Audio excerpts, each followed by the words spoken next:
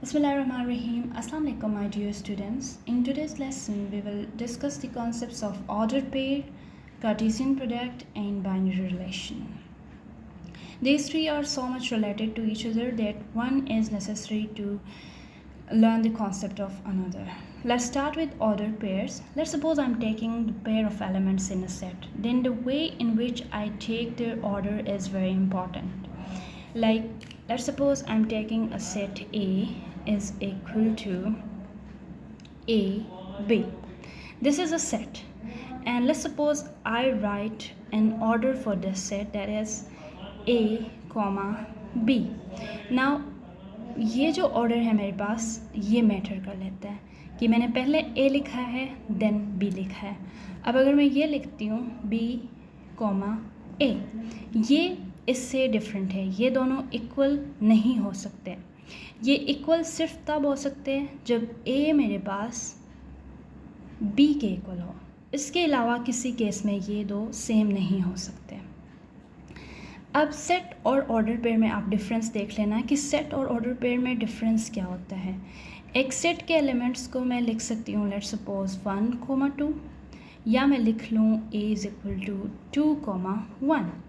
This both mean the same thing. सिर्फ मैंने इनके रीअरेंजमेंट चेंज की, otherwise they both mean the same thing. लेकिन in case of order pair these two are so different from each other. And एक और बात ये देख ले कि सेट में मैंने सीखा है कि एक एलिमेंट जब दो दफ़ा आता है लेट्स सपोज 1, तो मैं उसको एक ही दफ़ा लिख लेती हूँ. लेकिन in case of order pair मैं इसको लिखूँगी 1, 1. There's the difference between a set and an ordered pair. पहले तो इनके सिंबल्स को आप देखें. सेकंड ये देखें कि ऑर्डर पेयर के जो एलिमेंट्स हैं इनका जो ऑर्डर होता है टोटली एक दूसरे से डिफरेंट होता है, मैटर कर लेता है इनके ऑर्डर की वजह से. और तीसरी बात ये कि सेट में रिपीटिशन नहीं होती, जबकि ऑर्डर पेयर में एलिमेंट्स जो नंबर्स है वो रिपीट हो जाते हैं. सो इसी तरह से जब लेट्स सपोज मैं कोई सेट लेती हूँ A, एक सेट लेती हूँ मैं B. अब मैं लिखूँगी A, B ऑर्डर पेयर. इसका मतलब ये हुआ कि जो मेरा सेट, ये जो मेरा A है small a, this belongs to capital A and this small b belongs to capital B, और ये कहलाता है मेरा ऑर्डर पेयर. अब लेट्स सपोज मैं कोई दो ऑर्डर पेयर ले लेती हूँ, एक A, B एंड एक C, D.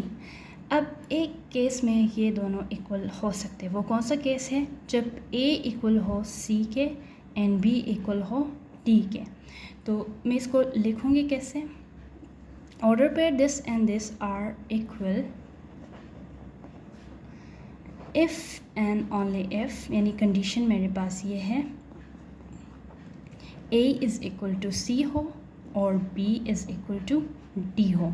यानी पहले पेयर का पहला एलिमेंट दूसरे पेयर के पहले एलिमेंट के इक्वल हो और दूसरा पेयर का दूसरा एलिमेंट दूसरे पेयर के दूसरे एलिमेंट के इक्वल हो. देन जो मेरे पास ऑर्डर पेयर आएंगे वो इक्वल हो जाएंगे.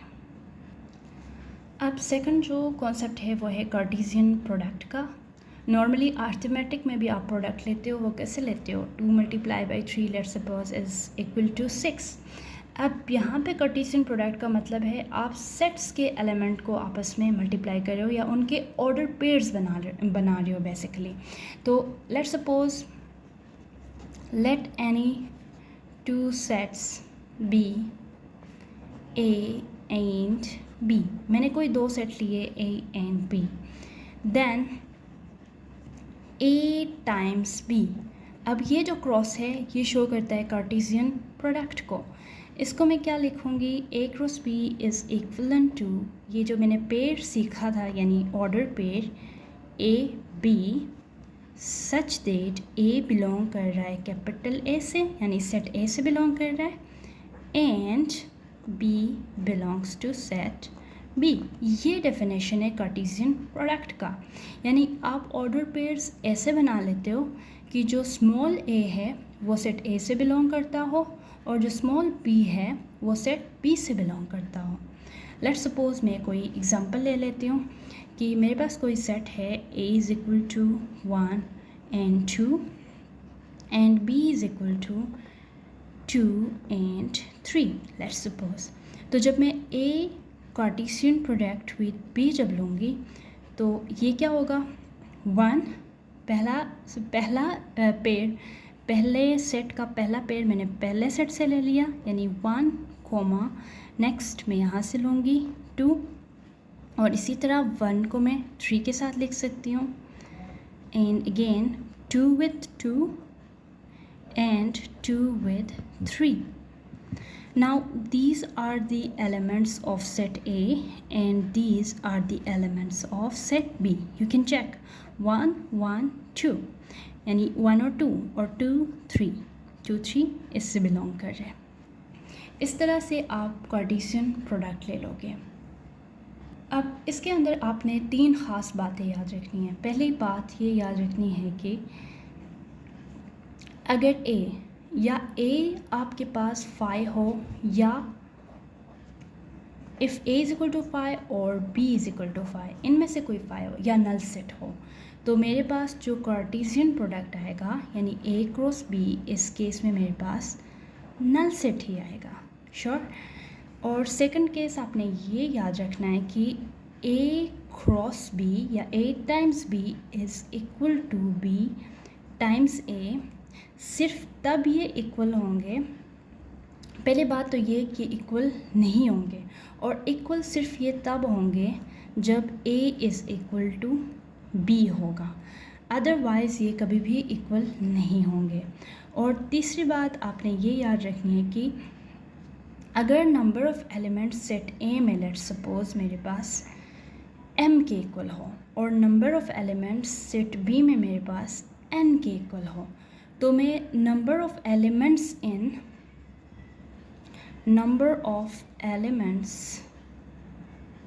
इन A क्रॉस B ये मैं क्या लूँगी, इसको मैं ले लूँगी M cross N। Sure. Now the third concept is of binary relation।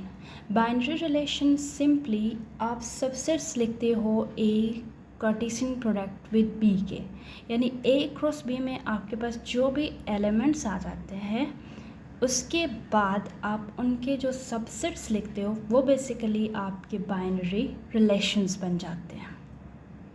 इस लिहाज से अगर आप देखोगे तो A क्रॉस B में जितने भी मेरे पास पेयर्स बन जाएंगे वो सारे क्या होंगे, बाइनरी रिलेशन होंगे A टू B के। ठीक है, इसको भी हम देख लेते हैं through example. Let's suppose A is equal to 1 2 and B is equal to 3 and 4। अब इसके मैं लिखूँगी first of all A times B यानी इसके कार्टेशियन प्रोडक्ट लिखूँगी, इसको लिखूँगी देन मुझे पता चलेगा कि इसके अंदर बाइनरी रिलेशंस कौन कौन से बनेंगे। A क्रॉस B मैंने लिख लिया तो ये बन जाएगा 1 3 1 4 और इसी तरह 2 3 2 4। आपने पहले एलिमेंट को दोनों के साथ ले लिया पेयर और दूसरे एलिमेंट का दोनों के साथ ले लिया पेयर। अब देखिए इस केस में जब मैं रिलेशंस लिखूंगी तो सबसे पहला जो मेरा रिलेशन होगा इस तरह से मैं डिनोट करूंगी, that is R1 is equal to 5, क्योंकि सबसे पहले तो इसका जो सबसेट है वो मोस्ट डेफिनेटली 5 ही है। ठीक है, अब जो रिलेशन 2 होगा इसके अंदर, अब इनमें से ज़ाहिर है कोई भी सबसेट है। अब सबसेट मैंने इस पूरे पेयर को लेना है, मैंने किसी एक एलिमेंट को नहीं लेना, इस पूरे पेयर को लेना है। इस केस में इस पूरे पेयर को लेना है। That means R2 let's suppose अगर मैं सिंगल में सारों को लेती हूँ तो R2 इस केस में क्या होगा 1 3। अब इसी तरह से R3 में ले सकती हूँ 1 4, R4 में ले सकती हूँ 2 3 एंड R5 में ले सकती हूँ 2 4। अब देखिए बच्चों मैंने सिंगल में ले लिया सबको, अब मैं डबल पेयर में भी ले सकती हूँ। जिस तरह मैंने पावर सेट का लिया था, पावर सेट का जैसे कॉन्सेप्ट था ना, सेम उसी तरह का कॉन्सेप्ट आप बाइनरी रिलेशन में अप्लाई करते हो। इसके सारे आप सबसेट्स ले सकते हो। यानी अगर आपसे कहा है कि आप कोई एक रिलेशन लिख दो तो आपकी चॉइस होती है, आप कोई सिंगलटन में लिख लो, कोई डबल में लिख लो, कोई फाई ही लिख दो, दैट्स योर चॉइस। लेकिन अगर उसने कहा है कि आपने सारे ही सबसेट्स लिखने हैं तो दैट मीन्स आप उसके सारे रिलेशंस लिख दोगे। इसी तरह से अगर मैं R6 देख लूँ, R6 ये मेरे पास क्या होगा 1,3 1,4। अब मैं चारों पेयर्स भी ले लूँ, वो भी आप कर सकते हो। चलिए इसका सारा ही ले लेते हैं हम। R7 मेरे पास होगा 1 3 2 3 श्योर। R8 मेरे पास होगा 1 3 2 4। अब देखिए बच्चों, ये 2 वाले पेयर्स पे ख़त्म हो गए, दैट मीन्स अब आप आओगे 3 वाले पेयर्स पे, ठीक है। 1 के पेयर्स बल्कि ख़त्म हो गए। अब आप 1 3 वाला आपने कर लिया, अब 1 4 के साथ आप कर लोगे R9 1 4 2 and 3। फिर आप R10 में लिखोगे 1 4 2 and 4। इसी तरह से R11 आप देख सकते हो, R11 होगा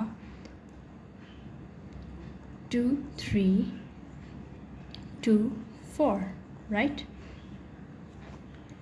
R12 आपके पास होगा, अब ये 2 वाले पेयर्स भी आपने लिख लिए, 1 4 और 2 4 भी आपने लिख दिया, 2 3 और 2 4 भी आपने लिख दिया। अब 3 वाले पेयर्स पे आ जाओ तो ये बनेगा 1 3 1 4 and 2 3। इसी तरह से मैं R13 लूँगी तो ये क्या होगा 1 3 2 3 and 2 4। मैं नीचे ही लिख देती हूँ, बल्कि नीचे ऑप्शन नहीं होगा, मैं ऊपर ही लिख लेती हूँ यहाँ पे। R14 होगा 1 4 2 3 2 4 और R15 होगा 1 3 का एक पेयर मिस किया है, 1 3 1 4 and 2 4 एंड R16 होगा सारे एलिमेंट्स में आएंगे 1 3 1 4 2 3 and 2 4। जितने भी पॉसिबल सबसेट्स बन सकते थे मैंने वो सारे लिख लिए। अब एक और तरीका इसको चेक करने का ये है कि मैंने ऑलरेडी सीखा है कि A cross B is equal to M cross N।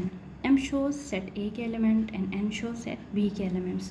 That means ये मेरे पास क्या है A क्रॉस B यानी M cross N 2 multiplied by 2 is equal to 4। इसकी कार्टेशियन प्रोडक्ट में जो एलिमेंट बनेंगे वो 4 बनेंगे। अब अगर मैंने इसके अंदर जो सबसेट्स है यानी बाइनरी रिलेशंस देखने हैं तो इसके लिए मैं क्या करूँगी 2 पावर A क्रॉस B, ठीक है, 2 power A cross B that means 2 power 4 that is 16। अब आप यहाँ पे देख सकते हो कि टोटल मेरे सबसेट्स कितने बने हैं 16। That means I am doing correctly. इसी तरह से आप कॉन्सेप्ट्स मज़ीद लगा सकते हो, अप्लाई कर सकते हो using Cartesian product, using binary relations. Thank you for watching the video. If you like it, please subscribe and support the channel. Thank you so much.